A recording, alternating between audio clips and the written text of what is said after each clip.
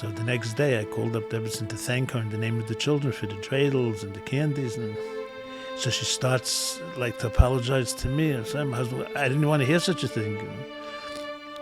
So I told her that since you tell me this, I'd like to share something with you. I said on our way home, my wife asked the children how they like to visit. And my daughter said, it's better they should be together 1 minute earlier than we should come in to speak. And I said, whoa, so Rebbetzin said, auf welche Tochter das? I'm Yossi Kamen. Welcome to Among Chassidim by Der Herr, an ongoing farbrengen about life as a chassid, our vibrant connection with the Rebbe, and inspired living shaped by the way he teaches us each and every day. Shalom Aleichem, Rabbi Clapman, how are you? Aleichem Shalom, Baruch Hashem, it's good to be here today. Okay, I'm very excited. Before we start, I'd like to give a shout out of HaKodesh HaTeif to all the Bachim, the Goyim Tzom, all the time they give up from their own time. And by name is my Yenikal, his name is Yisrael Yosef HaKain Ben Tvedlei, needs it for Shleim at the moment. And also to all the girls who are involved in Rebbetzin and their Inyanim. Okay, Shabbat for Shleima, B'seich Klal Yisrael. Amen.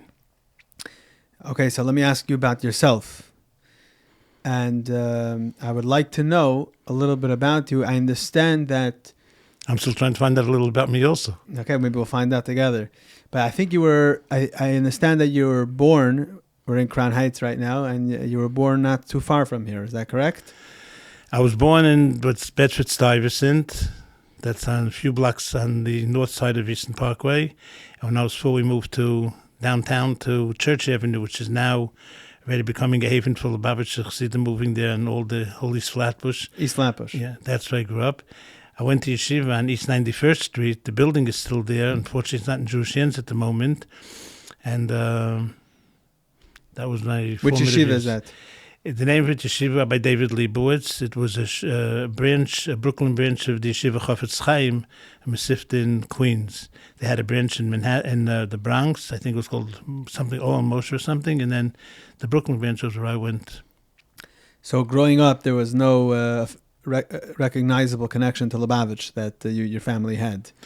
Well, when I was about 7 or 8, predominantly I'm talking about the Shmuel Butman, Sholem Ber Butman. Shmuel was a brother who passed away a year ago approximately. And he used to come to the shul where we davened in. It was called technically Avasachim, more commonly known as Rabbi Barenholzer shul. A delegation of Chassidim used to come to make the Hakofis lively. Talucha. The Talucha. And what years? So this is like in the 50s. 50s, okay. And one particular chassid, I mentioned my name, Sholem Ber Butman, he used to jump on my father every time. You have to come to Ebbez HaKofis, you have to come to Ebbez HaKofis. And finally, one year, wasn't going to take no for an answer. And he grabbed my father and told him, go home, eat through this yontif, relax, whatever you want to do. It goes all night, but some point in the evening, you have to come. And that year, my father took me. Maybe I was 8 years old or something like that. I don't know, because I remember exactly. And that was when I saw Rebbe for the first time. And like they say in the world of romantics, that was love at first sight. I was in 770 before because my mother was the office lady in the yeshiva and they needed a play. The Kahos printed, I don't know, it was Hanukkah play or Purim play, maybe both. And the yeshiva needed it for the boys to be able to put on the play. I was traveling on public transportation since I was 4 and a half. So to come to 770 when I was 6, it was no big deal. It was already I was already a cultured traveler already. But then I didn't see that by that time, and that happened on Simchas Torah. She sent you to get the book from the Americas, 770. So I came to 770. But so that first time was in the Yuds, approximately, that you came for Hakafis to see the Rebbe. Yeah. And you remember that vividly? Oh, yeah. Can you describe it a little bit? I just saw a sea of black. But I saw the Rebbe, and somehow, I guess you can say, one neshama touching another with no peripherals around it. I didn't know then all the things the Rebbe did. I didn't know about all the other Farbrengens. I didn't know about Lekach. I didn't know about those things. I just knew this is the Rebbe. And it was such a pull attraction that I kept coming back. And slowly I learned about all the other things, the Farbrengens on Yom Tovim, and etc. So while you're learning in your yeshiva, you somehow on your own started attending 770 more regularly and Fabrengens, etc. Yeah. Well, the Fabrengens came later because I didn't know about them originally. So what happened? How did this come from a one-time coming to Hakafas to becoming more often? Well, it was every Simchas Torah. That happened 2 or 3 years, and then I found out, let's say, Purim. Exactly how each thing fell into place. I remember exactly, which years this happened or that happened, but it was over a process of time that I found out the whole picture. Wow. And you ended up going to Yechidus during that time? No, Yechidus I didn't go to till I was 17. So how did that happen? How was that arranged? By that time already, I was when I went to high school, I went to Mir Yeshiva. In Brooklyn? Yeah. And my parents wanted us to get an English education because my father had shredded panos. If you all go to high school, and so I went there. But already, even in 9th grade already, I was bold for Fabrengens and... So you're already very entrenched with Lubavitch while you're in the Mir high school. I paid the price for it also. What do you mean? But I don't want to get into it. They didn't see eye to eye with Lubavitch, and I was the the guy in the middle. You're the Lubavitch representative in Mir. Yeah, there was 1 or 2 others, like Galwinski, there were a few, but I had my share of interesting or non-interesting events there. So were there other people in Lubavitch that you were in touch with that were helping you along the way? Yeah. It's like Bachrim and different people like that? Bachrim, I knew Avram Stone, so sein gesund, and Rabbi Galitsky, Rabbi Elia Gross, who was very close with Rebbe's mother. He was a big influence in my life. You just met them in 770? Rabbi Gross I met in the country once, and I became part of the family by him. And he was the one that slowly built me up into understanding more, about the Lubavitch and Rebbe's activities, so to speak. So you would come from East Flatbush, and then you had, besides 770, you had in those days, to walk to 770, you used to go through the hospital, through Kings County. And they passed the rule that they weren't going to allow children to go through the buildings without adult supervision. You would walk in the hospital? Yeah. So there was one in the gate, and around the perimeter of the hospital, there was a wrought iron gate, must be 8 feet tall or something, but 1 bar was missing. In those days, I was a skinny kid, so I was able to get through that bar. So I didn't have to walk all around Albany Avenue because we lived on 38th Street, which is opposite Kingston Avenue. Mm-hmm. So I didn't have to walk around because I was able to get through the bars. The bar missing left enough room for me to get through. And he used to come all the time. Was there anyone else from East Flatbush walking with you, or you would go yourself? There were a lot of people that worked from East Flatbush, but they were further towards the 50s, like Rabbi Hecht and Rabbi Bucket. And different areas. So, yeah. So what happened by your first Yechidus? The first Yechidus asked many questions.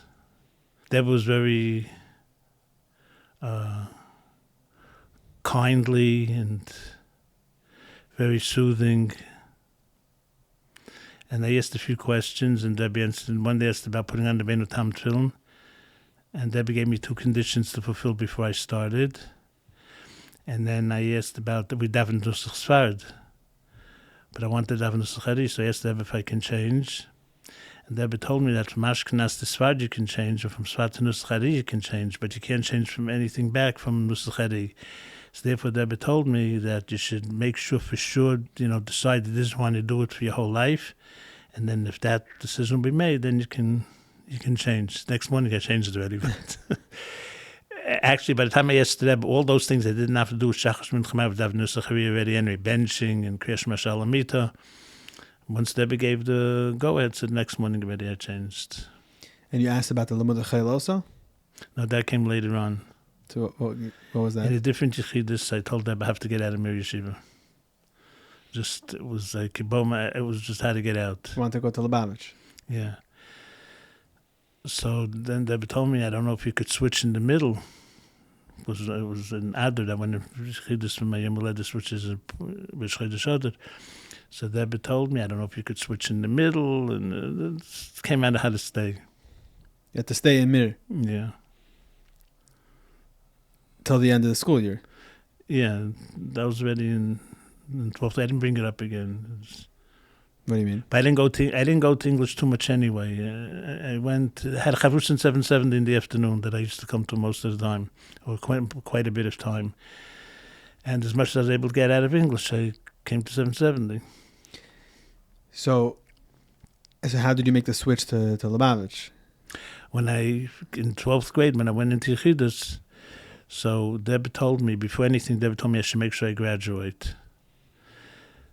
Make sure I graduate. That was a heavy load because I hardly went to English too much. I go make up, and then 3 months, go make up so much studies. Then Deborah said, make sure I graduate. And then Deborah told me that since my parents agreed that I should be able to learn for 1 year before they wanted I should go to college, so Deborah said that was like a beautiful opening for Deborah. She said, good, wonderful. Now you have that year, so you'll learn Torah that year, b'shkidu v'asmada, putting in much diligence and effort, and your parents will see you happy learning Torah. And then they have kol hayam kulei the whole day long. They'll tell you that you should continue. And sure enough, I remember that one Friday my father was buttoning his shirt, changing for Shabbos, was buttoning down the Shabbos shirt. And we were home from the work that Shabbos, and all of a sudden my father told me that Mommy and I see that you're happy learning Torah the whole day long, so you should continue. Exactly the word that Debbie used. Yeah. Without you ever telling him, obviously. You never told him that Debbie said that. Yeah. So I asked Debbie which yeshiva to go to. So Debbie boiled it down between Montreal and Newark. Newark was the forerunner to Morristown. And Deborah told me I should go check out Montreal and see how I feel about it. And then Deborah switched gears and said, but, it's so much time to travel there and it costs so much money. Why should you spend the time to go there? You wait, Dan Hull will be here soon for Farbrengen, whether it was in Chofov or Yubistam, whichever one Deborah mentioned. So you'll speak to them when they're here. Then Deborah said, Newark is much closer. It's not too much time to travel there. It doesn't cost too much money. You should go check out Newark. I already understood what the Rebbe meant. So you didn't even need to meet Dan Hull? Maybe I spoke a word or two to him, I remember, but went to Newark was, I really liked it. When I went like in June to check it out, I couldn't wait for the next month to start. So I should be in yeshiva there already. So in Newark there was, who's Dan Hull in Newark then? Dan Hull from Slangern, the passed away as young people, was Rabbi Melech Tzribel. He was the Mashpia. And Rabbi Sal Friedman was the Shiva. Later he came to Morristown, to Oli Torah. And Slangern, Nachum Sternberg was the Mashgiach in Zal. And when you're in Newark already, I imagine that they're coming every Shabbos Mevarchim to the Farbrengen and everything like that. But by that time I knew all those things already anyway. You're already in? Yeah. But I was able to actually come with no problems, Of course, we made that whole crazy when there was a Suffolk Farbrengen, and we tried to day a cup that we should be able to come in, and that's at a different time. You're saying because that was a Suffolk? Yeah. The Vadei Farbrengens we came. It was all the Suffolk Farbrengens that... like when? Huh? Like when? Usually, for example, Yud Shvat, it comes out on Shabbos, there's a Farbrengen, but if it's not on Shabbos, I'm all nicht. At least as far as my... like the Shabbos before or afterwards? Yeah, so there were certain Farbrengens that... So sometimes you would come and there would be... say, we heard there'd be somebody in Yechidus, maybe you could say for Shabbos, that must be a Suffolk Farbrengen. Boys will be boys, Then Hull wasn't too fond of that. Uh-huh. And so when you were so you're there for a year. How long did you stay in Newark? I stayed in Newark, had a lot of trouble in Newark. First of all, at that time my Yiddish was very schwach, and Melech Tzribel didn't speak English, and Bishop Friedman didn't speak English. So it was very hard for me to get along. I had trouble getting a chavrusa because I had nothing to contribute to the chavrusa shaf. I couldn't understand the shir, so I had no input. And when I went in... You Yechidus with the Rabbi spoke in English? Yeah. Mm-hmm. The first time I went in, the Rebbe asked me at the end, when the Rebbe read my whole short novel, because it was so many pages, the Rebbe asked me in English, you don't speak Yiddish too well, do you? And I said, no, not too well. So the Rebbe spoke in English. The next year, the Rebbe asked me, "Du verstehst Yiddish?" So I said, "A bissel." So the Rebbe spoke in English. The next year, I figured, well, since the Rebbe asked a question in Yiddish, he's not going to ask any questions, just speaking Yiddish now. So from that time on, I wrote at the end of the zettel, I asked the Rebbe to please speak in English. In your zettel, you wrote in English? At the end of the zettel. But in general, you wrote it in English, the zettel? Yeah. So She asked the Rebbe to speak Please speak in English. And the Rebbe did. Yeah, so when we got married, one year Deborah started speaking in Yiddish. By the Chiddush for your chasana? After the chasana. Oh, afterwards. And my wife and I, to the corner of peripheral vision, just not even really turning around, just making eye contact. And my wife didn't understand. She how Yiddish was schwach. At that time, my Yiddish was okay, but... So when Deborah paused and I asked Deborah to please speak in English, Deborah started over from the very beginning. That was getting off course. I forgot what I was supposed to be answering. You're talking about Morristown and... so I had a lot of difficulty. In Newark, sorry. I had a lot of difficulty in Newark. And I told it to Deborah, so I asked Deborah about switching. So Deborah wasn't for next year. Deborah wasn't interested in discussing next year because from Adar to Cheshvan is a half a year. But what does it help to switch? Where are you going to go? I didn't want to go back to Newark next year, so I was asking Deborah for next year where I should go. But the other yeshivas are better with English? I just had it over there. Okay. So Debbie didn't agree to just start, just disconnect from 6 months. So Debbie told me you should go to Ranhola. There's a lesson for everybody. Debbie told me you should go to Ranhola and you speak to them one time, a second time, a third time, or as many times as necessary until they'll give you a chavrusa. So in other words, to get a chavrusa, which is very hard for many young people to adjust to finding a chavrusa and a proper one and everything, is very difficult. And Ranhola has to mix in. Debbie said it's their job, and you should keep complaining. You should say, Debbie said, keep bugging them until it works. So it got a little better after that. And the next year, I went to Kfar Chabad. So your Yiddish problem didn't resolve? No, yeah, well, really, I was ready for the blows. Yeah. So in Kfar Chabad, what you're talking about, the late Chafs? Yeah. So it's still B'Shem B'chaim? Yeah.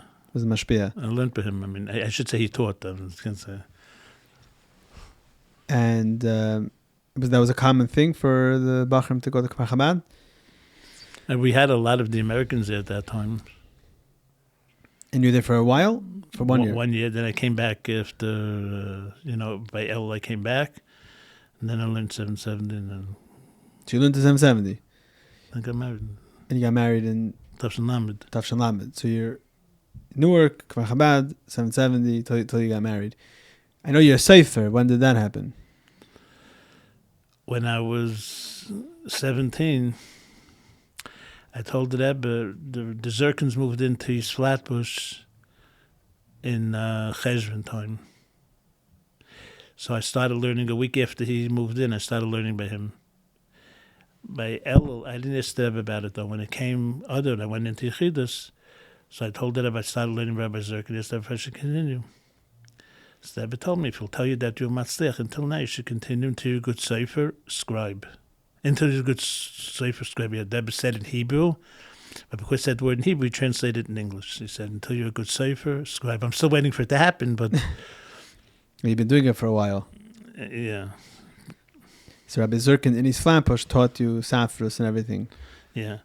For that, I give thanks to 3 people. One is that when I was about 5 years old, in Shul Shabbos morning, once was my father. So when they took out the Sefer Torah, brought the Sefer Torah Beeman, they have to roll to the Kriya of that day. So my father was not one of the 2 that was doing the Glila to roll the Sefer Torah to the proper portion for the day, but nonetheless he grabbed me by the wrist, brought me up to the beam and showed me all those amudim that are going by so quickly from one side to the other. Each column is written by hand and together, with each column, each line, each letter. And I was amazed. It looked so perfect. How could it be? I was only 5 or 6 years old. I said, this I have to see. And I don't know how much more my father told me, but that was the seed planted. Mm-hmm. And then I did try in high school. I was friendly with a young bacher whose father was a sefer in East Flatbush, but his father wasn't interested in teaching me. When the Zirkins moved into the neighborhood, so Rabbi Zirkin started teaching me. And then later on, he felt that he couldn't give me enough shimush, enough practical experience in tefillin, so he arranged I should learn by Rabbi Matlin, which I was by him for 2 years. Rabbi Matlin, the Sefer. Yeah, and just to explain what shimush is to get practical hands-on experience. Today, many people, they learn by some Beer Sefer, and the master, so to speak, shows you 2 or 3 times how to sew a pair of tefillin, and he's out trying to drum up customers for bigger things. Rabbi Matlin saw every single thing I did for 2 years, and he was sitting closer to me than I'm sitting to you. And I like to say, if he was any closer, I'd have sewn his eyeballs up into the tefillin. But it's not much of an exaggeration. And we were literally shoulder by shoulder, and he watched everything for 2 years. That's what you're giving somebody shimish. You're watching him and guiding him. It's not a question if you're a fast learner or a slow learner. There's certain things that come about through the experience of time. Mm-hmm. And many of the young people going in today don't have that because they just learned by somebody, learned how to write a bunch of letters, and they're nice calligraphers, but they didn't learn all the aspects of Safras. And even what they did learn, they don't have enough shimish in it. Right.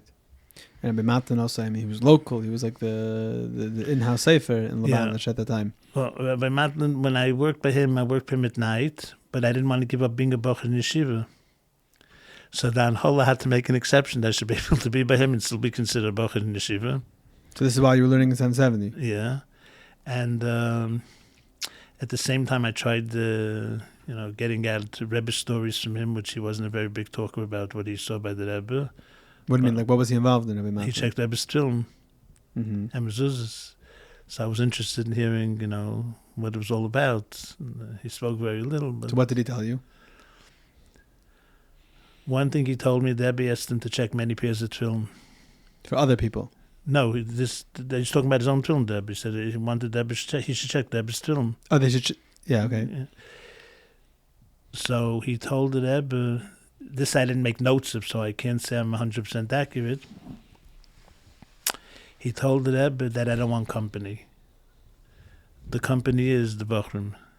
No matter how you'll try to doctor it up and package it and everything, and Rabbi Gron will bring it out, Rabbi Chad, whatever you do, the Bochrim are going to find out about it. So he said, I don't want company. So Rebbe said, so you could do it here. So he put a small table in Rebbe's room, facing Eastern Parkway, and he said, what was Rebbe doing? So he told me, Rebbe called me to check his film, not to check him. I don't know, Rebbe was doing what he was supposed to do. I don't know, I wasn't watching the film. Then he told me that he checked, I don't know if he mentioned the number, he checked some pairs of film, 2, 3, whatever it was. He couldn't sit there. You mean because Rebbe has 4 pairs of film? Rebbe wore 4 pairs I don't know, he said a lot. I don't know if it was 4 or 6 or 10. Or what do you mean? He had other film and other parshas there also. Rebbe had other tefillin besides his own that he used every day? I didn't say he used these 4 every day either. You don't know what he did. I just know what he had. Rebbe had a lot of pairs of film. Yeah. And sets of parshas. And he got up to leave. He wasn't just formally say goodbye. He just got up to leave. So Rebbe stopped and asked him, how much I owe you? So he said, I didn't finish. So he said, but what I want to pay we did? So he said, a worker gets paid at the end of the job. So Rebbe told him that if I don't pay you for what you did till now, I won't wear these till tomorrow. And since I want to wear them, you should please tell me so I can pay you for what you did till now. You'll do the other, get paid for that too. So I've insisted on paying before he put them back on. Did he tell you anything about like the Rebbe's parshas or the Ksav or anything interesting like that? No. He did tell me that he wanted Rebbe to take a look at a certain letter. He didn't tell me what was disturbing him. He didn't tell me which letter. He just told me a blank thing. He wanted to show Rebbe something. So he turned around. Rebbe was sitting by his desk, and he went over, and he just stood there waiting for Rebbe to acknowledge him. So he told the Rebbe that I would like the Rebbe to look at this parsha. So Rebbe asked him, are they kosher the way they are? So if Rebbe could just take a look at them, he said, like I'm asking a very pointed question, are they kosher the way they are? So he said yes, so sewed them up. He wasn't interested in don't make it better in the chatchila, muhud, the kol, that didn't go for that. They're kosher, they sewed them up. Interesting. Rabbi Matlin was from Russia? Yeah, I think so.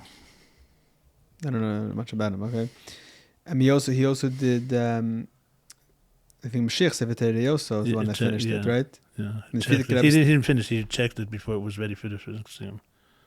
He didn't finish it, but he's the one that was. He was the sefer. Him and Rabbi Zirkin. Rabbi Zirkin checked the Sefer Torah by night, and Rabbi Matlin by day. See, after the Siyum. No, before the Siyum. You're saying so, When the Rebbe wanted to get the Sefer ready for it, it wasn't looked at for like 28 years. but it was finished already. Except for the last word or two, whatever. So they're the ones that finished it off. They're the ones that checked it to make sure that everything's still in good order. And then somebody else was the one that actually penned in the list letters. Mm-hmm.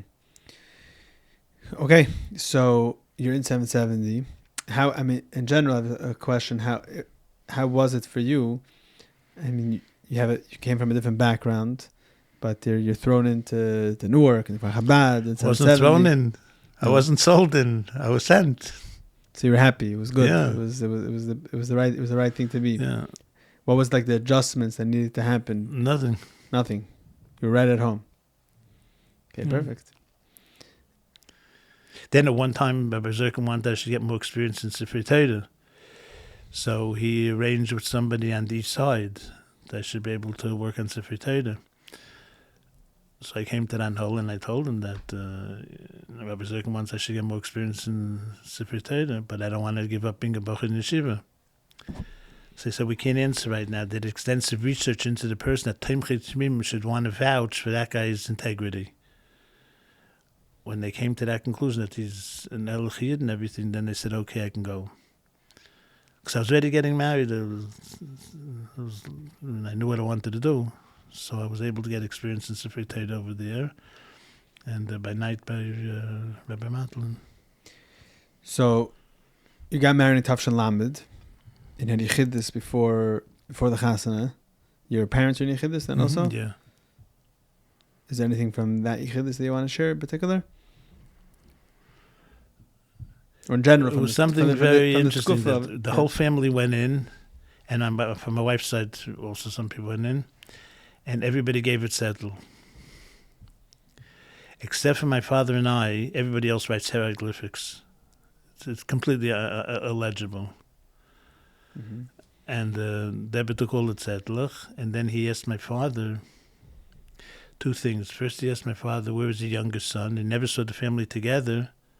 When I was from Lubavitch and Mishpacha, Rebbe looked around, he asked, well, where is the younger brother?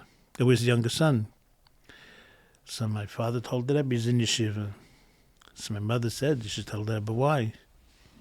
My father said that he's coming into Yechidus in another, whatever it was, a week and a half. He said, he didn't think Rabbi Groner would let him in twice in 1 week. So he chose to go in by, for instance. Your family had been in Yechidus before? No, that was the first time. Mm-hmm. And then they asked my father, very interestingly, you take a look what's doing by People's Shabbos table. My sister didn't know protocol or what would be correct, so she gave her settle to my father to give in. He didn't know if it would take from a lady. So Deborah looked at my friend and said, how come your daughter made you a shliach? Deborah felt it was a breach in honoring one's parents, to ask your parents to do something for you. She said that, how come your daughter made you a shliach? And Did Rebbe explain that? Said that explicitly? What? That it's a breach in he said that it's a kibbut avim. How did your daughter make you a shliach? I should tell that to my kids. Huh? I said, you see, but can you pass the soda? Get up and get it yourself, Uh-huh. I think I'm the only one that I don't just ask anybody to pay. Once I get up and get it, somebody's sitting in there, what are you bothering them for? Right. And then the Rebbe... So then Rebbe spoke to my father in Yiddish. Sat Yechidus was in Yiddish. And I didn't have the gumption or I just couldn't ask Rebbe to change languages. So at that point, it was still difficult to understand. No. But it was major difference for other people. For other people, so okay. But there was a few interesting things there. The first thing is, when I say about everybody else was hieroglyphics except for my father and I, my Yom Haledes was a week later. So we made up that everybody would go in together, and then eventually everybody would go out, and I would stay another minute. Deb was watching the door. As they were going out, Deb didn't take his eyes off the family and the door. As soon as the door closed, Deb grabbed glasses to put on to read my zettel. And that's when I realized the glasses have nothing to do with writing. With reading. With reading. Deb read all those zettelach, even the ones that there's no pan garnished, including mine, and no glasses, nothing. And he's watching Deb was watching the door. As soon as Deb was on the other side, the family was on the other side of the door, Deb grabbed glasses and put on to read my zettel. So I figured the glasses really didn't have much to do with reading. That was one thing. And also we asked the Rebbe about a sheitel. My wife comes from Williamsburg. She's not a Hungarische, but she comes from Williamsburg. And the pastor there, she wear Hungarische turban. You know what Hungarische turban is? It's not a tichel. It's mamash a whole, you see the way they go, you see the way the old ones at least go in Williamsburg. It's a whole turban. So she asked about, the question was if she could wear a turban. And Rebbe said, no, it has to be a sheitel. Yeah. Yeah. And then, so I asked the Rebbe if you can cover it. Cover the sheitel. Yeah. Mm-hmm. You see some people, it's called the pillbox, that a lot of Hungarische wear, other Chassidim, they don't just wear sheitel, most of them they wear the... Something on top of the sheitel. Yes, it's called a pillbox hat. So I asked the Rebbe about that. So the Rebbe said, you can't wear that because nobody's going to imagine that you're covering the cover. Mm-hmm. So what are they going to assume? They're going to assume that that little hat, the little thing they put on top of the sheitel, that's the hair covering, because nobody's thinking you're covering the cover. And then the Rebbe said, what's going to be, the lady will be sitting sometime in the gathering, that people aren't covering their hair, and she is. But she feels self-conscious. She's liable to take it off. Sheitel's not going to take off. That's the Rebbe explaining why a turban or a tichel is not good. Yeah. Mm-hmm. So the Rebbe said she not only can't wear a turban, but you have to, you can't even cover it. And to this day, my wife only covers her sheitel if it's mamish freezing, like blizzard weather out. Then she'll put on, a hat of some kind or something. But otherwise, she doesn't wear because they've been told you shouldn't cover the sheitel.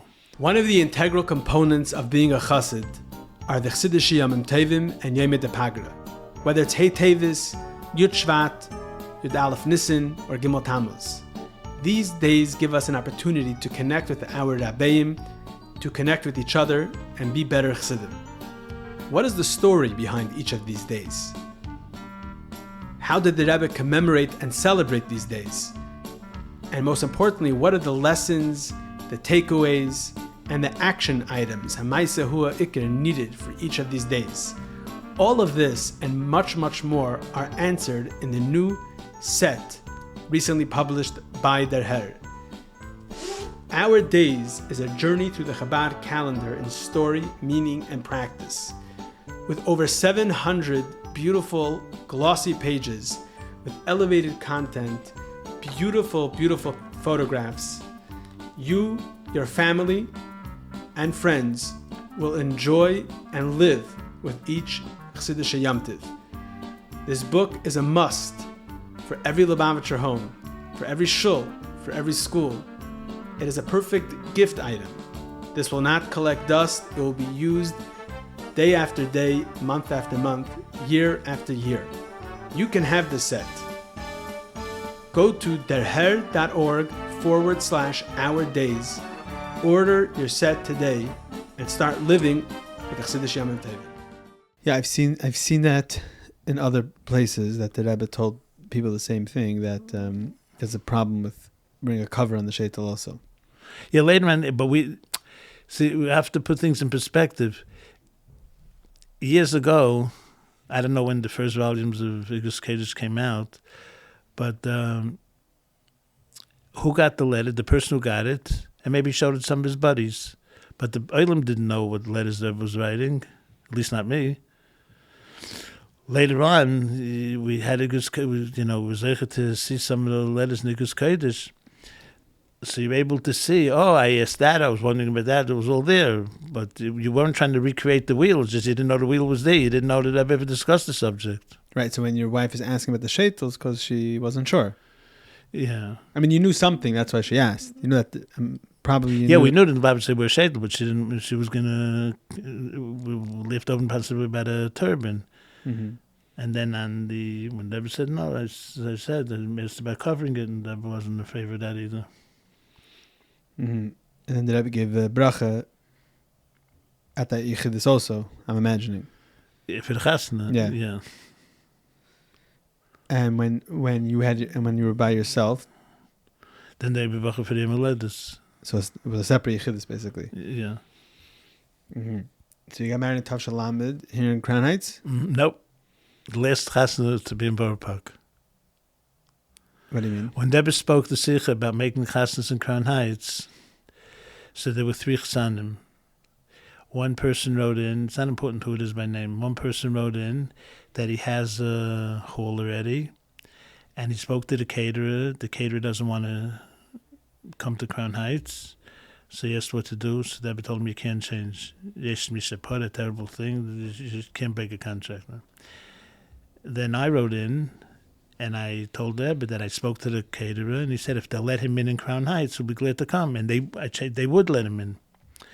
But I told them about some other difficulty we had, and they said, no, it shouldn't change from any of your plans. So it came out we were the last one to be in Crown Heights, at Crown Heights. So the Rebbe didn't want to change an existing plan, but it was Yikano Lahaba. Right. So you had the last wedding that could have been in Crown Heights that was in Borough Park. Right, I think people that got married later, Taka did in Crown Heights, and Al Torah, Young Israel, different places. Mm.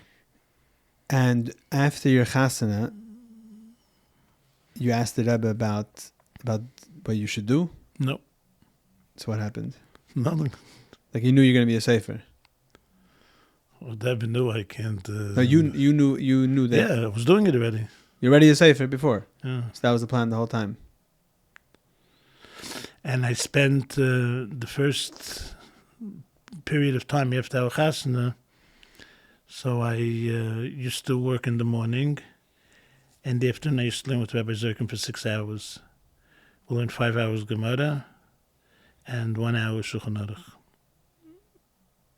That's what you did every day? Yeah.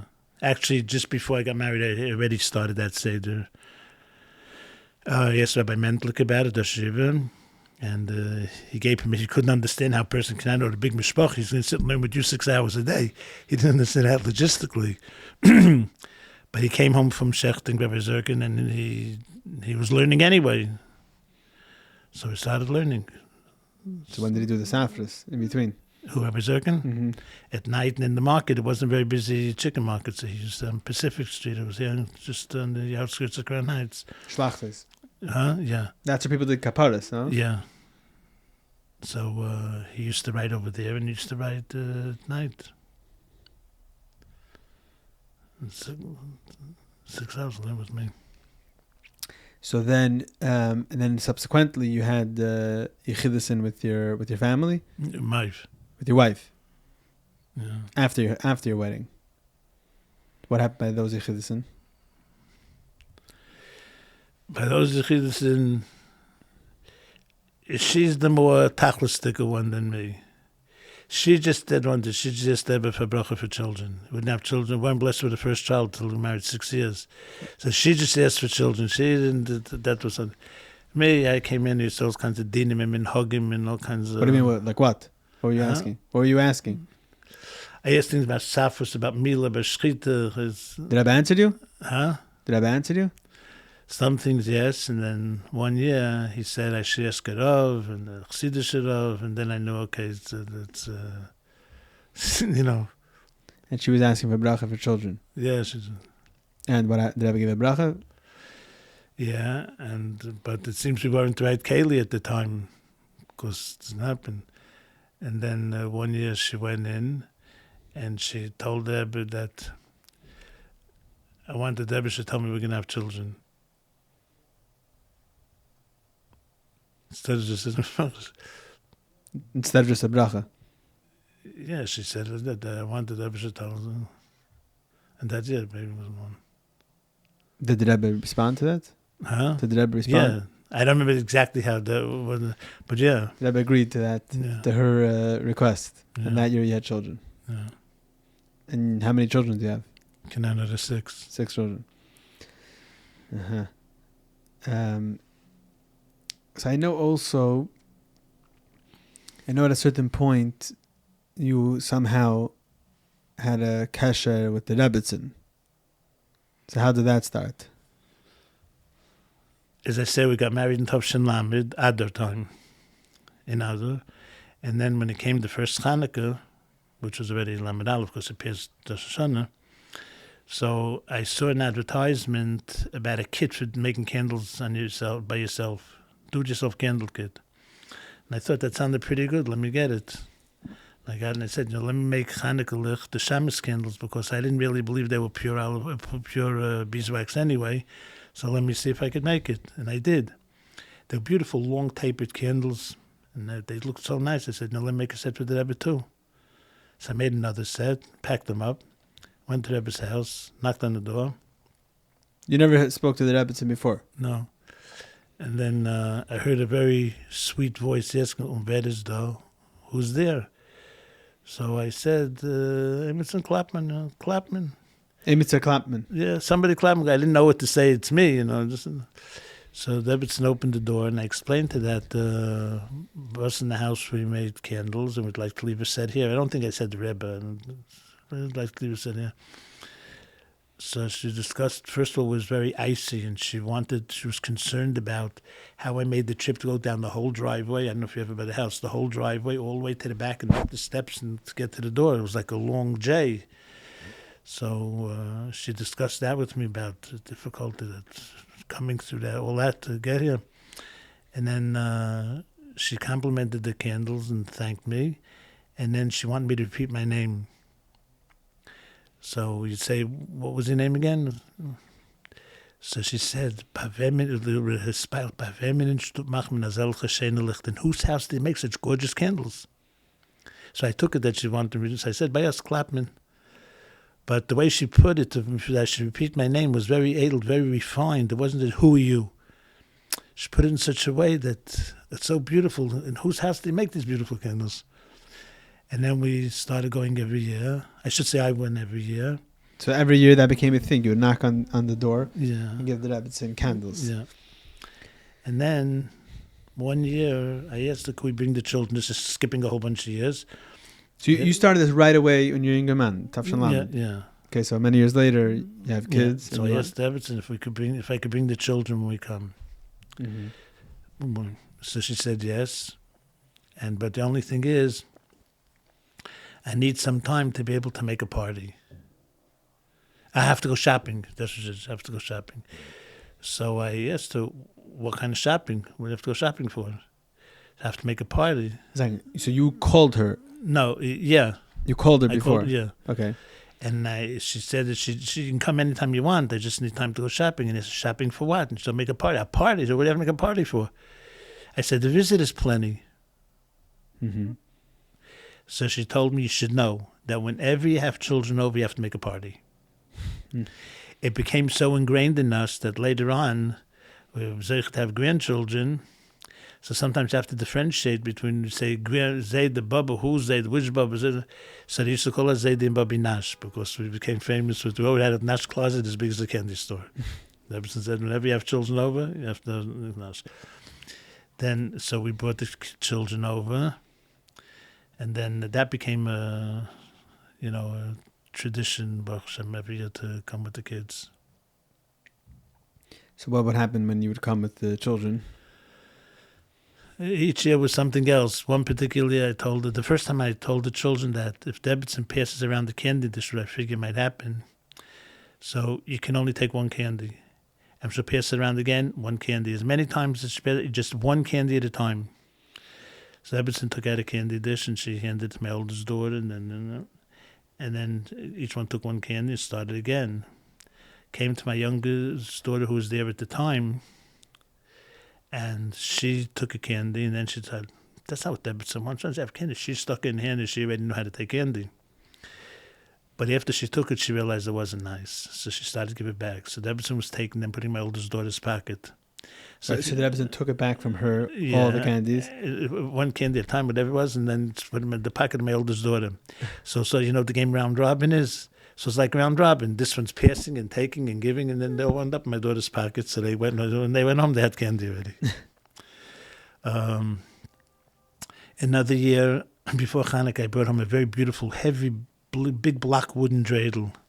Mama's a chunk of wood. It was a beautiful, big piece with beautiful painted letters on it. So my son grabbed it and said, when we go to the Rebbetzin, we're going to give this stuff for a gift.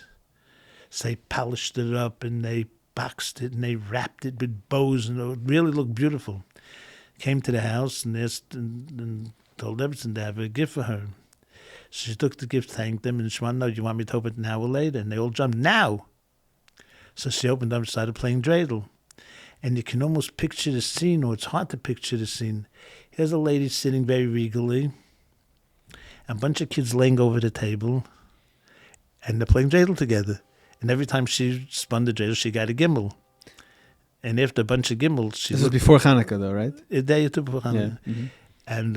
so every time she's getting a gimmel. Yeah, and she said, smiled, looked up and she smiled and said, I'm good at this. So the picture was awesome. The scene was awesome.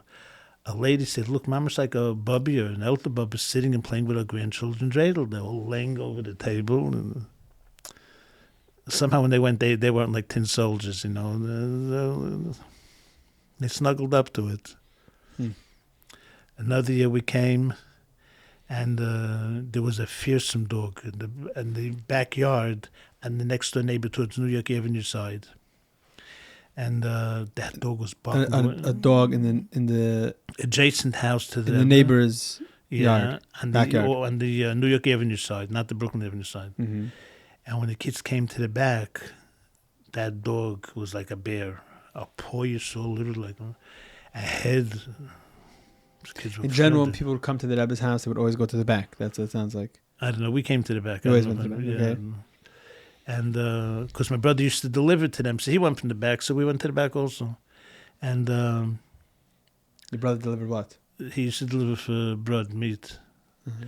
So the kids were screaming frantically. Rebbetzin opened the door. She didn't have to say who's there. She just opened the door. The kids were running in. It was very interesting when she closed the door. She calmed each child down. She didn't make it's nothing, you know, don't worry about it. No, she calmed each child down. And then she told them that I don't like the dog either. But they told me that it should be there for security reasons, so, but I don't like it. And then she explained what she doesn't like.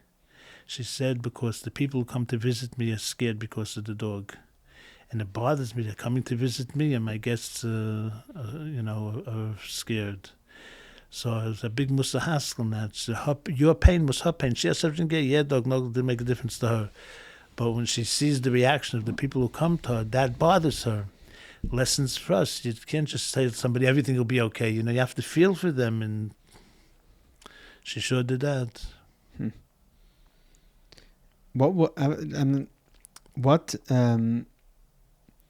It's not a regular thing what you did to just decide to give something to the Rebbetzin for the Rebbe to use, and then your kids coming and having this whole relationship with the Rebbetzin. Most people in Crown Heights didn't do that. So what got you to do that? If I wanted to be sarcastic, I would say I didn't take a survey. But if anybody else did it, I have no idea. So you don't know why you did it. You just did it. Yeah. I mean, we know that Dr. Feldman, Alav Shalom, his daughter was close to them, but that was a different relationship. She was already a Kalamite. She was, she was in the chaplain life looking for shidduchim already. They were talking about wedding gowns, colors, schemes. It was a different kind of thing. A bunch of kids come playing dreidel with her. I don't... So the other people that I heard of, people having a relationship with her, the circumstance was different. And my oldest daughter was in a class with Shmuel Butman's daughter. And at the end of that school year, the elementary has a yearbook, not the high school. So the girls were encouraged to write articles. And they said that anybody who writes anything about the Rebbetzin, they'll put their article first. This is after Chab B'Shvat. Yeah. Mm-hmm. So the Butman young lady wrote smiling eyes and shiny eyes. My daughter was writing about making birthday parties. She had other stuff to tell. We had also one year, besides Hanukkah candles, my daughter, I don't remember how old she was at the time, she asked if she could make Shabbos candles. She asked the Rebbetzin if she can make Shabbos. We went for Hanukkah, gave Hanukkah, she said, can I make Shabbos candles for you also? So that was really a big thing. Hanukkah candles once a year. Now you're taking on an obligation for every week. It's a whole different set of circumstances. Things come up, you go away. So my daughter said, I'd like to make the candles. So Rebbetzin asked her, but will you be able to do the jobs for Shabbos that you have and still make candles for me? So she said yes. But Rebbetzin wasn't going to just take the word of a little girl on that, so she turned to my wife and said, what do you say? So my wife told Rebbetzin, if she says she can do it, she's responsible enough, she'll be able to do both. The candles. And so Rebbetzin told me, okay, thank you very much. And she said, okay. But I'd like to dwell a moment on the job part of it. Said if you'll still be able to do the jobs that you have for Shabbos. So Rebbetzin was saying you're supposed to have a job for Shabbos. What does that mean, you have a job for Shabbos? You come into a house that looks like a proper home set for Shabbos. You're going to see a table. You're going to see challah on the table. You're going to see napkins and silverware and glasses and cups, becher, wine, grape juice for Kiddush.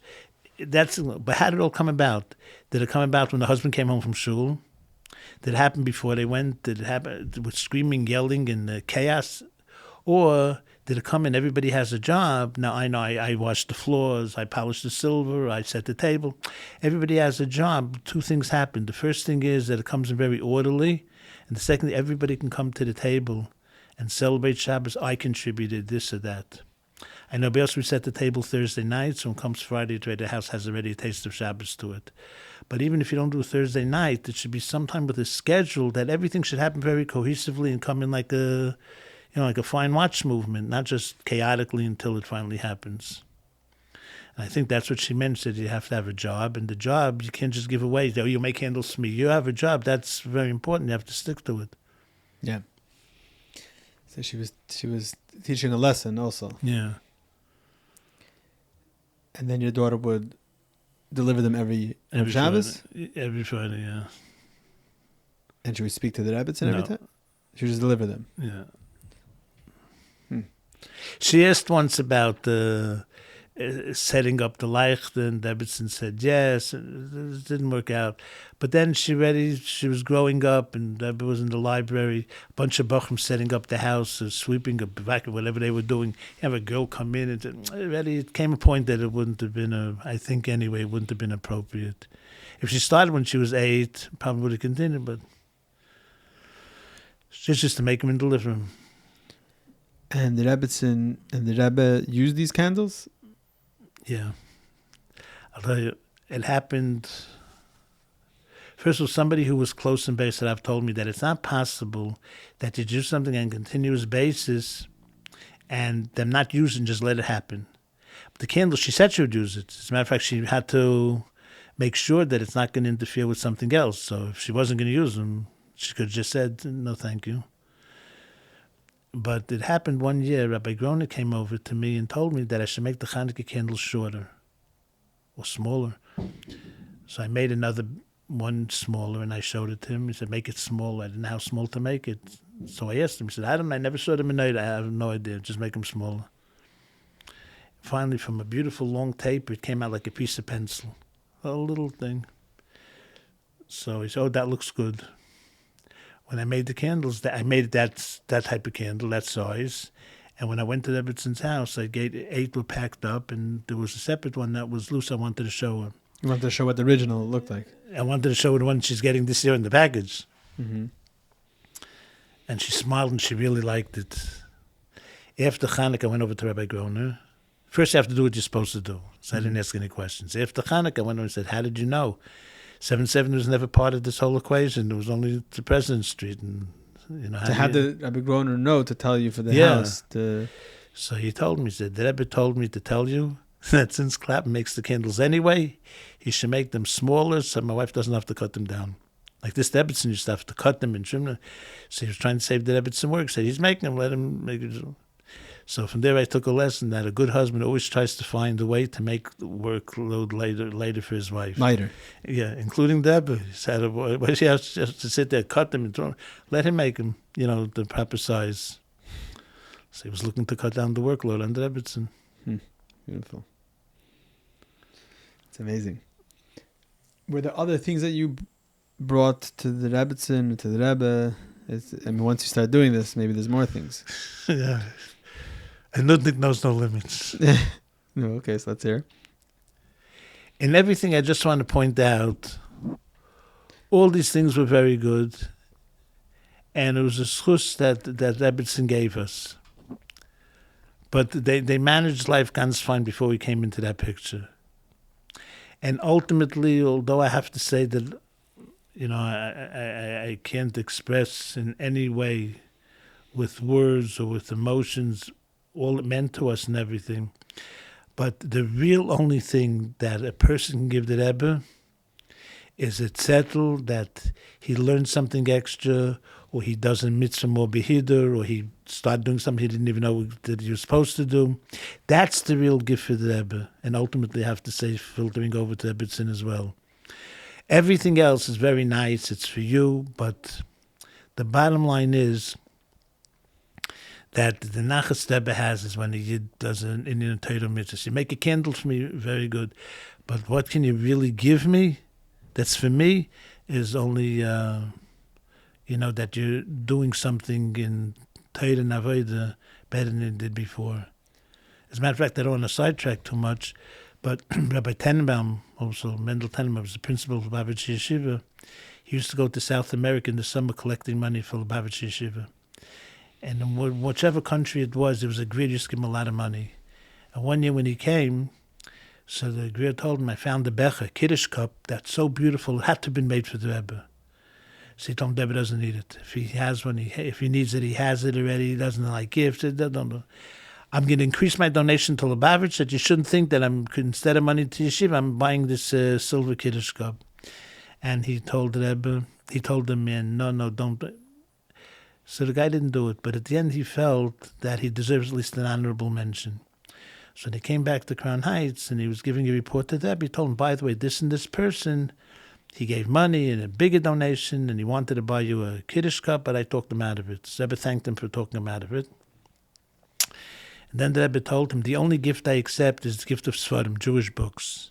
But don't buy the Sefer, don't buy the book and send it to me. You buy the book, you learn it. And that learning should lead to doing something better, like we said, either to do something you didn't know about before, or it's something you do now, you'll do it in a more enhanced way. And you send me a note that you do it, that note, that's my gift. You don't even have to send the book in, send a note. So a person has to take everything in context. The only thing we can really, and it goes for now also, the only real thing you can give to the Rebbe is that you do something better than you did yesterday, or you're encouraging other people to also do better. But getting back to what you asked, one year I saw a jar of honey. It was a square mason jar, but it looked so beautiful. It was filled with honey with a big comb. The comb is the wax inside it, and it was so beautiful. I said, this is for the Rebbe. And I bought it and I sent it in. And then the next year we put it in with a Riemann with a pomegranate. To the Rebbe or to the Rebbetzin? To the Rebbe's house? Yeah, the house. And it started growing every year. And then after Chof Shvat, we brought the 770. But by that time already, it was on a silver tray with fake green grass on it to offset the beauty of the fruits. We had maybe 20 fruits. We used to go shopping for 2 days to find unique fruits of Shechianu. And then there was a crystal thing holding the carrot slivers and all kinds of things and everything. And then they used to give back all the kelim after Rosh Hashanah. They would give you back the kelim? Yeah. So we gave that, and then my daughter gave other things. To the Rebbetzin? Yeah. She used to give, there was a plastic tree that she saw. Mm-hmm. And the points of the branches were very sharp. And you put on different fruits like dates or figs or whatever. And she bought that thing and she put on all the different kinds of fruits. And she put gumdrops, colored gumdrops to give it some color. And on the tray that was the base of the tree, she put buxa, and so that they used that also. One year Tu B'Shvat was on Chamisha B'Shvat was on Shabbos, and it went to the table. It was on Rebbe's table by the Fabringen. Oh, so you're not talking about Rosh Hashanah? No, that's the two things. Two separate things. Was, yeah. So you give things Rosh Hashanah, Chamisha B'Shvat. We nudged them the whole time. But it's interesting that they sent the kelim back. Yeah. Always like that? Yeah, since she was a little girl, so from time to time when she sent in candles, she would also send in a bud vase. A bud vase, a small vase that holds only one flower. Mm-hmm. So on special occasions, like a birthday before Yom Tov, she used to send them bodvar also, a buzzvar. On whose birthday? Huh? Her birthday. On her birthday, she would say. Yes. So once she went into Rabbi Klein, and she said, Rabbi Klein, I sent in a flower. Can I get the vase back? She came back a few minutes later with a vase, like they give today, like for the l'chaims or the words. She says, Rabbi Klein, I gave her a little one. What's the difference from the Rebbe? I didn't see a little one. What's the difference? Is also from the Rebbe. So, and using the same cloud that if every year they're taking it and sending back the dishes, that must mean that they're using it. yeah, I mean, well, the candles we know because the Rebbe intervened. Right. And the Shabbos candles, she said. And then one year I didn't send honey in time. It was kind of late in the season, and I called up if I can bring. So she said quite honest. She said, I bought it already. She said, but if you bring a little bit, that's the honey I'll use. So she said explicitly that she would use it. Right. And after Chab Shvat, you would bring candles for the Rebbe also? Yeah. For Hanukkah? Yeah. Not for Shabbos. Yeah, Shabbos also. And for Hanukkah, just gave it to Rabbi Gaon. They didn't make And for Shabbos, so every week you were providing the Rebbe with candles. Yeah. Because the Rebbe lit himself. As a matter of fact, unfortunately, when Deb was in a difficult physical condition, she went once with the candles and a bud vase with a flower in it and a note. It was her birthday that week. So Rabbi Grona told her, the flower I could put on Deb's desk and the candles, with the letter I can't help you. It seems that must have been a really... After Chav Zayin Adar, you're talking about? Yeah, it must have been a really difficult time to say, the flower I could put on Deb's desk, and the candles, the tzedus, I can't do anything. So she said, I'm leaving it anyway. He called her up during the week, and he said that however he communicated with Deborah, and Deborah gave a bracha. It seems that the matzv improved. So he called back and said it. Among Chassidim is brought to you by Chassidische Der Herr. We live in a chaotic world. A world where for us Chassidim, as a seinu, lei ra'inu, we do not have the ability to hear and see the Rebbe on a daily basis.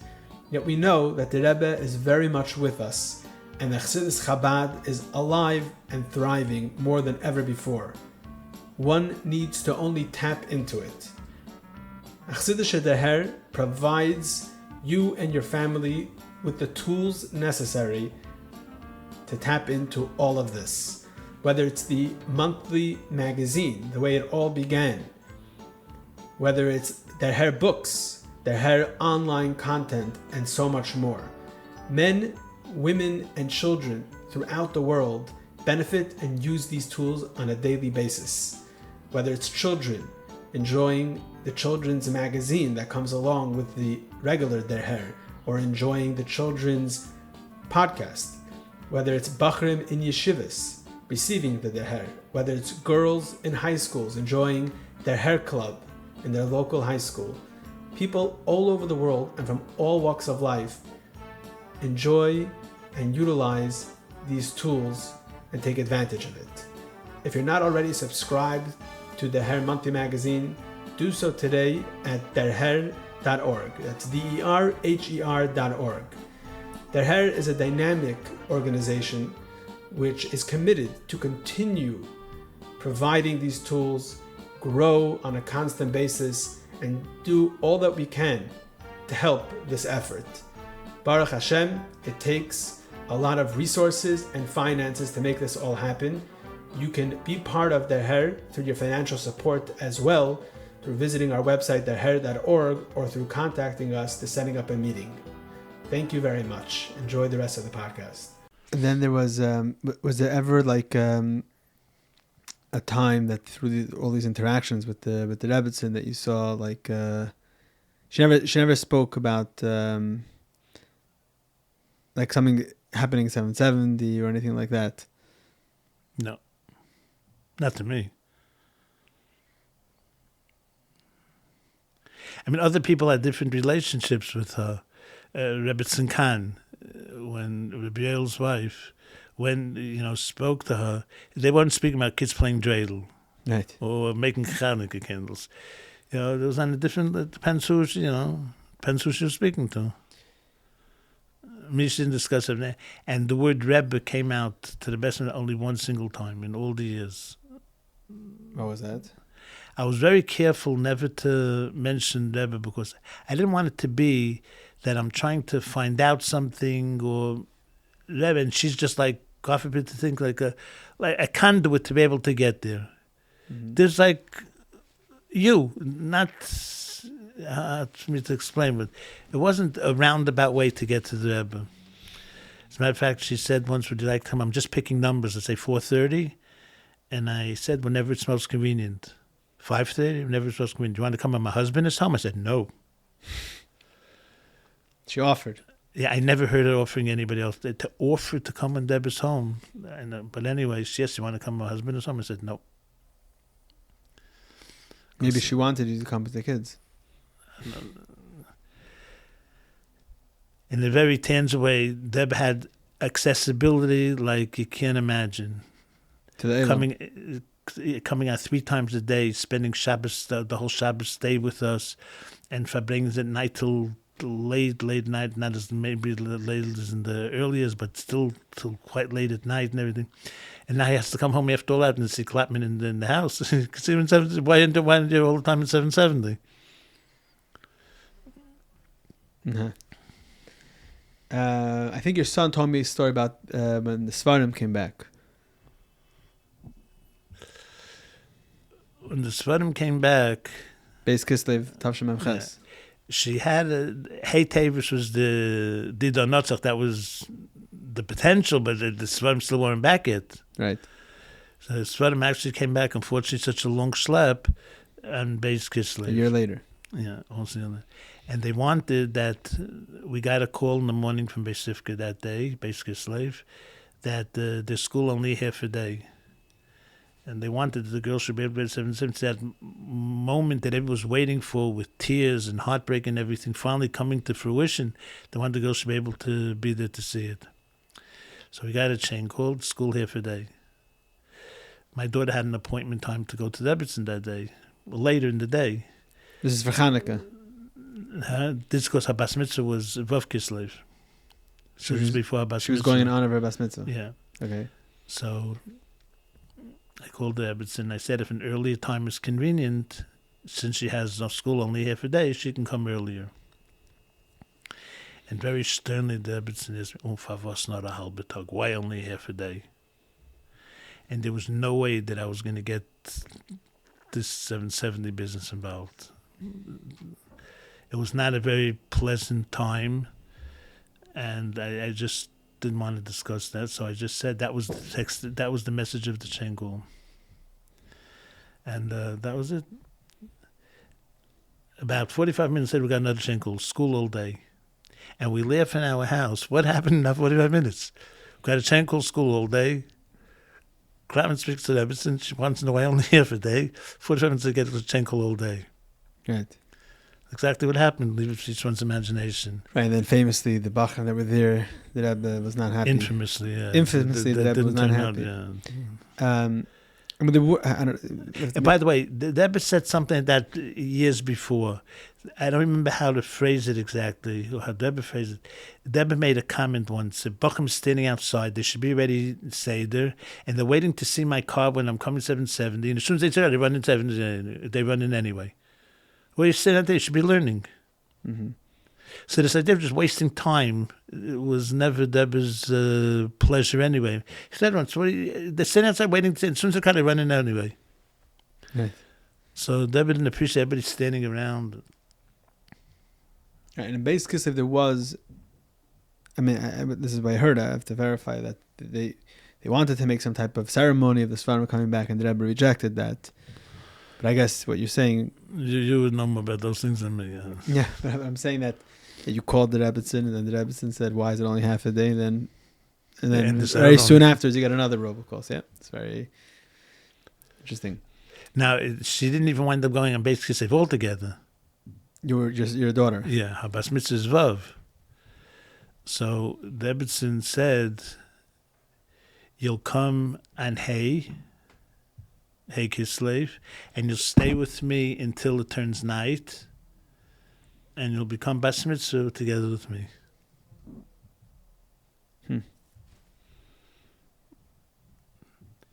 And that's what happened. She went, but then she went herself. I didn't go.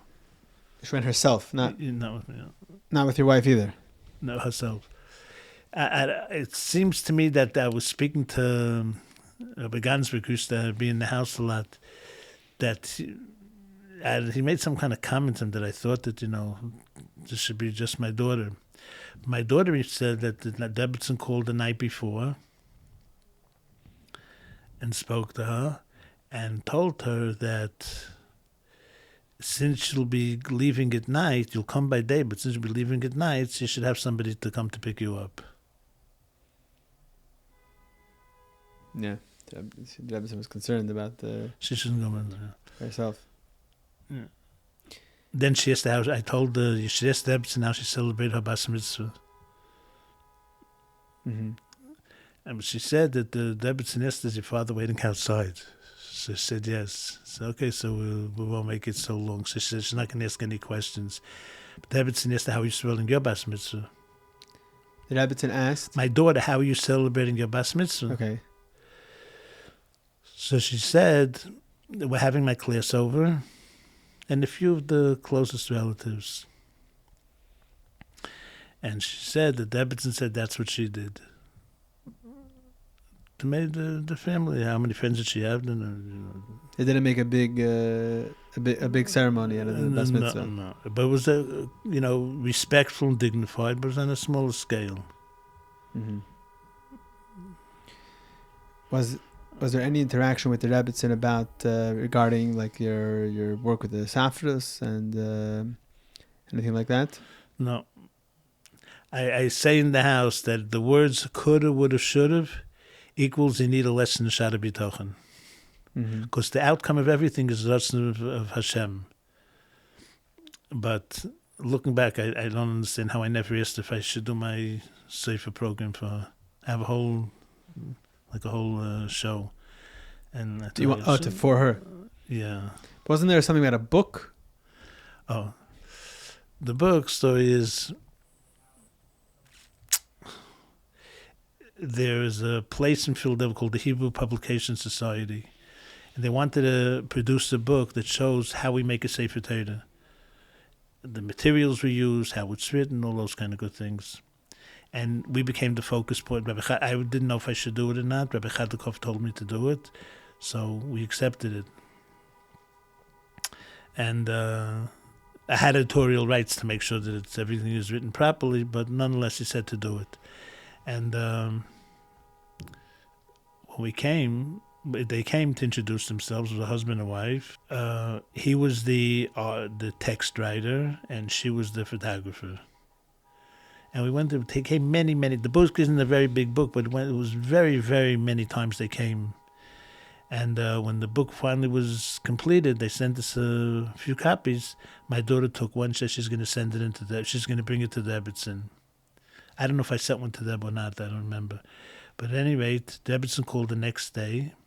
I answered the phone, and she wanted to know why Miriam just dropped the book on me, and why didn't she come in? So I told her, I don't know. Meanwhile, she told me she went through the book, and she told me that when she was a little girl in Lubavitch, listen to who's talking, she is Lubavitch, she said that she was friends with a girl whose father was Moshe the Sefer. And he used to do all the things that you're showing in the book. And when she used to go, kids, but one day you play in my house, I play in your house. So when she used to go to that girl's house to play, she used to like to watch the father. And she used to watch the way he did all those things that are described. And so she's so happy to see that it's still being done here in America. Then she got on the phone with my daughter. And my daughter said, I know a book like this takes many visits. And each time they ask you questions, each time you have to make your hair and get all set and everything. And was it so hard and difficult each time over and over again? And I saw it was amazing. Here she's talking to me about all these kind of wonderful things, making cloth and ink and the parchment and ink and everything. And here, immediately she's talking about a girl, making up her hair with nice bows and stuff. And yet she was able to deal with both. She related to every person. Yeah, by what they on are. their level. Their interests also. To the Sefer, she's speaking about the Safras and to... A little girl, she's talking about bows in the hair, That's very interesting. And it's interesting that you reminded her, something that you did reminded her about her youth in Lubavitch. That's why Yeah, well, another thing happened. Then I saw a sikha from the Frierdiker Rebbe that the Rebbe describes about making the tshuva licht, the licht that's customary to light on the Shabbos between Rosh Hashanah and Yom Kippur. And at the time of the Tzemach Tzedek, the third Rebbe, it was a whole honor to participate in making that candle. Usually in a glass, I guess, and making the wick and melting the wax, all the whole steps Aveda, it took, yeah. And it was a very big honor to have any part in it whatsoever. So I told the Rebbetzin, I saw in a sikha, from your and father. I described it. I didn't want to say it. I just said I saw in a sikha. You didn't say who it's from. Which No. Sikha? I didn't know how to say your father. I didn't know. It was awkward. So I just said I saw in a sikha that describes it. What language did you speak to her in? Yiddish. With my children and my wife, she spoke in English, and with me, for the most part, she spoke in Yiddish, but certain things were highlighted, and that she said in English. So I told her I saw a sikha about making this candle, and the implication was, if you want to do it, it's easy to arrange. You make candles. Yeah, so she told me that she remembers when she was a little girl in the Lubavitch. This is the second time she used that with. She remembers, I don't remember, she said she remembers seeing it or hearing that they were discussing how it was done in yesteryear from that time. But nonetheless, she said, but we don't do it now. So She said we don't light it, or we don't have this whole lot. no, so we don't do it. That's not making it. But they light it, maybe. Yeah. The Rebbe spoke about it. And discuss what she likes to know. So we don't do this whole ceremony. Yeah, don't make Candles. it. I try not to be intrusive into their personal minhagim or anhagas. Right. But she did ask you to make other candles. Yeah. Once when I was there, I didn't meet her at that time. I'll tell you about that. Deborah called up one night and said he wanted to come home early. So she excused herself to whoever was in the house at the time, and she couldn't meet with us. She was upstairs. You were scheduled to come with your family. Yeah, and the last minute Deborah called and she couldn't meet with us. Mm-hmm. But he showed me that whoever answered the door, a long candle. That was only a piece of it. It was maybe 15 inches long. That was only a part. And she wants to know if I can make such a candle. So I took that piece. Like for Yartzeit? Yeah. Was it around the Yartzeit? No, we went for Hanukkah time. But she was, she wanted to have a stack of them. She told me that she used to get them in a certain place. They don't have them anymore. They're not making them. They don't carry them. So she wanted to know if I could make it. And she was very disappointed in herself that that's not a nice thing to do, but she was stuck. And then she wondered, but the kinder helfen nicht. She didn't want the kids to be involved in that. Said, no, they're not. And we made them. This is all through this, whoever it was. No, that was already directed with her. Oh, so after you said you could do it, you spoke but to her he said about it. she said you have to give her a bill. Mm-hmm. Now, I really didn't want to take money, but I also didn't want to lose the schus. So she's asking you to do something, so B'meila, she wants to pay for it. Yeah, you can't do types for base. As a matter of fact, years later, she told me she doesn't understand how this whole thing happened with the Chanukah, that they don't pay for it. Like, she's like... She told you that? Yeah. She doesn't know how that got... How did this happen? Yeah. She didn't know. So I didn't want to lose out on the schus of making those other licht, so I had to give a price. Mm-hmm. Then she called and told me, ich mein zu sagen a business bill. When I said a bill, I mean to imply a business bill. So now I had to differentiate. What's a bill and a business bill? What, you sent a bill? Or you just told her how much it is? No, she told me that... later on, I had to put in the bill when I finished the candles. So she told me it has to be a business bill. So I thought to myself, what is the difference between a bill and a business bill? A bill is put in $1. It's a business is a bill, right? If what? If I charge her $1, it's a bill. Right. Marked down on a paper.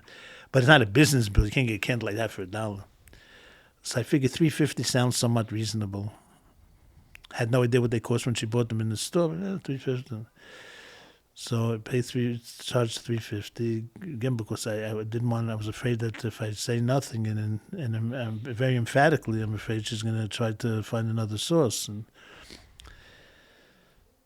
so we made, and the end of that story was that she called up after the first one was used, and she told me it burned beautifully all the way down to the end. The wax didn't spritz out, and it didn't drip wild. They said it was very beautiful. It seems that the next time wasn't such good luck, though, because she called up and she said that it was spritzing. She said maybe there was water in the wax. She knew how to make candles because we discussed that before.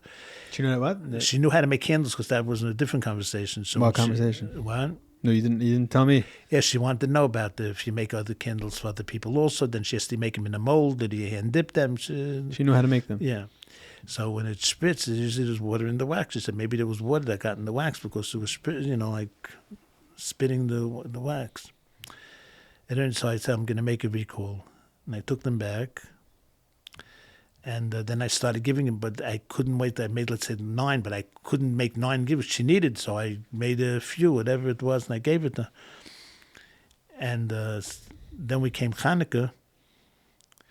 So we're standing, by her Hanukkah. So she held out an envelope to me. So I can't take any money because you have credit. No, she paid for, let's say, 9, and now I owe another 3, let's say, so you have credit. So she took the envelope and she passed over to where my wife was standing. So my wife said, I have nothing to do with candles. I don't know this whole business between you. Said she doesn't know anything about it. And meanwhile, Rebbetzin is holding the envelope. So my wife asked Rebbetzin, is this Hanukkah geld?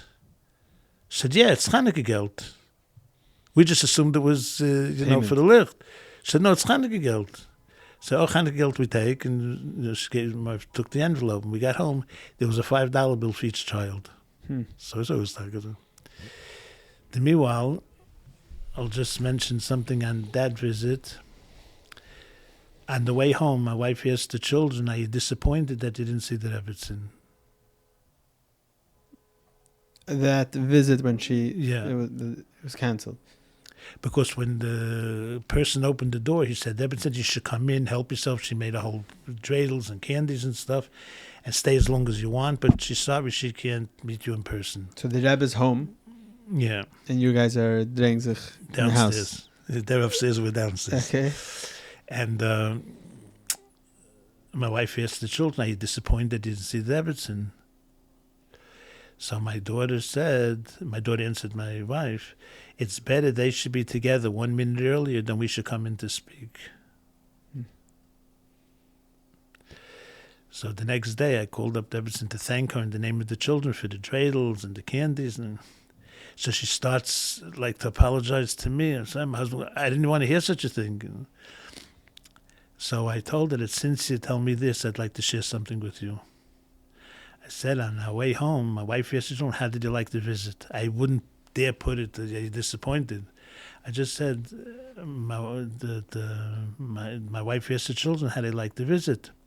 And my daughter said, it's better, I repeated exactly what my daughter said. I said, it's better, they should be together 1 minute earlier than we should come in to speak. And I said, well, so Rebbetzin said, of welche Tochter is das? Which daughter is this? Like the oldest, the youngest? And what name is, what's her name? And how old is she? And in what class is she in? And they answered those 4 questions. Then she said, we're friends, she can come whenever she wants. That was sealed. Those 2 had a special relationship after them. That was your oldest daughter and that daughter. And that was my oldest daughter. Those 2 mean the daughter and the Rebbetzin. Yeah, she said that. Anyway, Shmuel Lu, I was speaking to him. They were really the noted shliach, Shmuel Lu from England. They were very close, but they used to come in, get royal dining service, and he told me once that's his favorite Rebbetzin story. And I asked him once why. She said, you listen to what happened? He said, Rebbetzin did the same thing.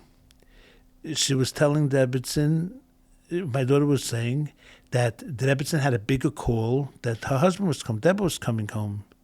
And she did the same thing. She saw that there's a bigger need in her personal needs of having a husband like, every husband, every family should be zeichet that a wife has a husband that, departed family.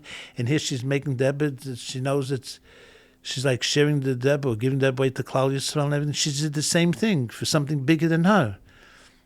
She said, here, this little girl tapped into that idea and understanding that there's something bigger than you. No. So those two had their own... Right, you said already that she came for a bas mitzvah. Yeah. Then once she came with me, just us two, my daughter and I. The same daughter? Yeah, and before we left, Rebbetzin asked, do you like the candy I gave you? I said, it's okay. So Devin said, Miriam, next time you come, call me before you come and I'll try to get the candy you like. So I saw from there, it's not enough just to make somebody happy. You have to make it that they should really be happy. The candy was good, but she said it was okay, only okay. And Rebbetzin wanted to make it that it should be, chatchila very good by her. I read a story that you wrote something into the Rebbe, like a story that you witnessed with the esrog. I read it on a WhatsApp this year. Is that a true story? Yeah. Maybe you could share that. My parents always used an Israeli esrog, and we only got a esrogim for my zayd to my father yet, only after you're married. The children use the same esrog as the one esrog for the family. You got married, you got your own. The year we got married, that was me the first of the first. Not only the first esrog of the year, the first esrog in my life that I was ever buying an esrog for myself. So my father used Eretz Yisrael, but I wanted Rediyana from Italy, like the tradition Chabad is. So somebody told me you should go to a certain person and you should buy by him.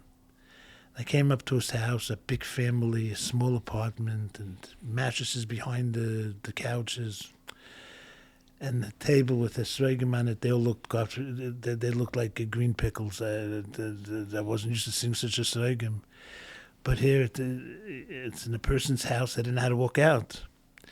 Finally, Rabbi Gross, Rebbe Gross, he was very close with Rebbe's mother, and he came in to buy an esrog. He gave a quick look with his eyes, grabbed one, how much is he, paid him, wished him good juntif, and he left. When he left, I figured I can get out on his coattails.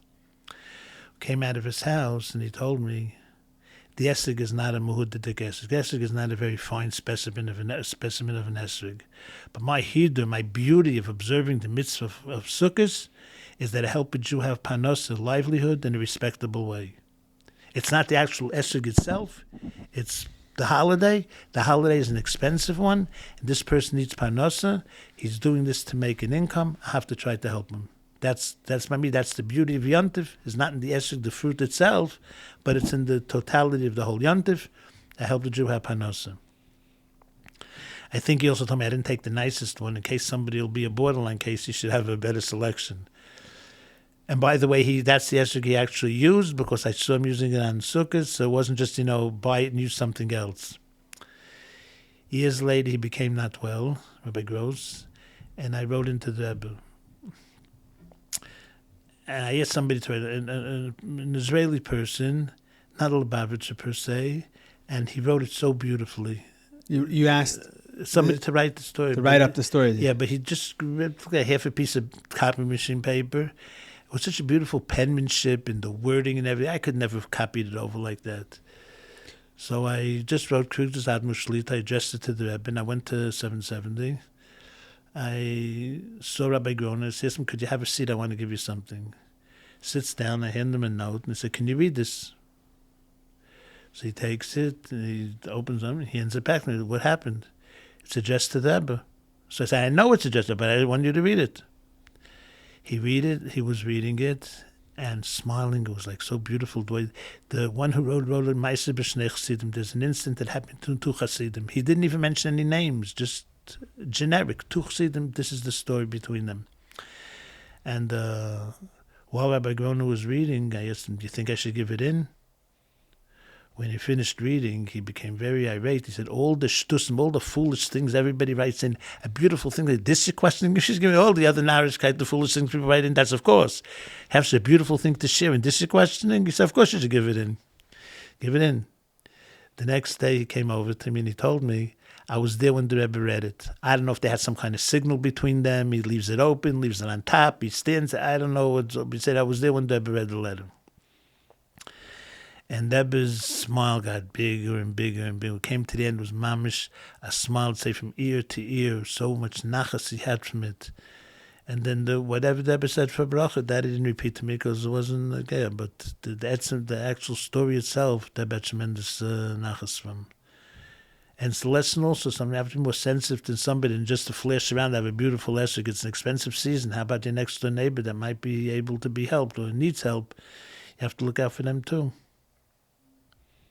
And the lesson is also that when you see something positive, your knee-jerk reaction was, I have to report this to the Rebbe, to give the Rebbe nachas.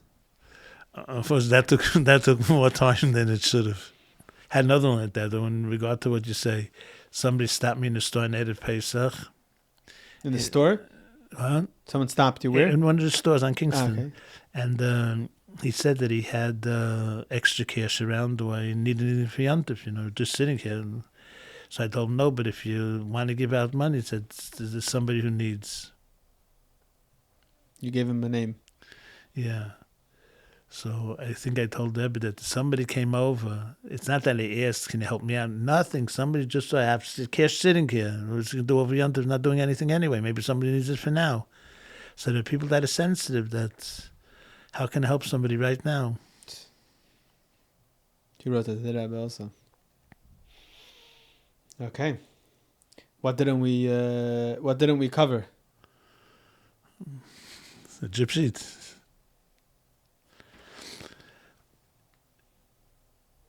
I don't know if it's the proper forum to discuss it, but I'd like to mention things about Seif. I'd like to mention 2 or 3 things that are applicable from this field as applies to people, to the public.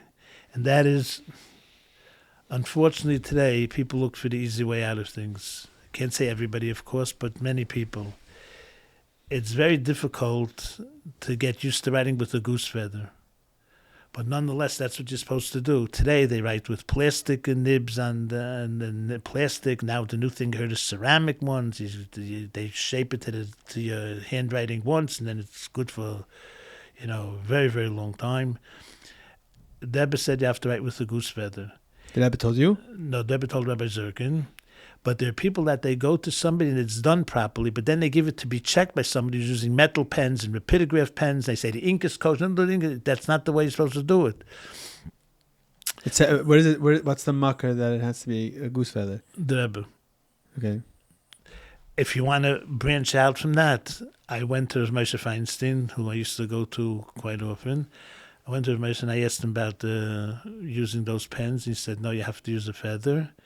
And he even told me, he said, I know, he spoke to me in Yiddish, but I know that you could make a feather that's edel, that's refined enough, that it fixes even the crowns on the small and the heads of the smallest letters in Tefillin and mezuzahs. So he was aware of the problem, and he was aware, but nonetheless, you can make such a feather when you can properly cut such a feather.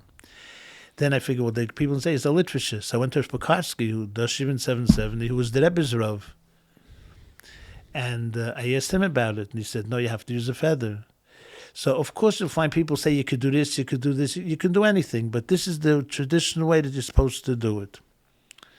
And as I say, that even somebody who was careful to make sure it was written properly, they give it to somebody to check, and that guy's messing it up. So you have to be careful who you give your tefillin and mezuzahs to check.